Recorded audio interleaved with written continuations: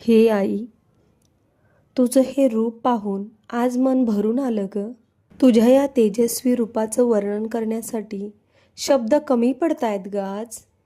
पण आमच्या भावना तुझ्यापर्यंत पोहोचू दे. हे आई, आम्ही परिपूर्ण नाही ग, चुका होतात, पण तुझ्या चरणी नितांत श्रद्धा आहे. आमच्या घरावर तुझी कृपादृष्टी ठेव. दुःख आलं तर ते सहन करण्याची ताकद दे ग. आनंद मिळाला तर नम्र राहण्याची बुद्धी दे. आमच्या माणसांना जप, मनातली भीती दूर कर आणि आशेचा दिवा कायम पेटता ठेव.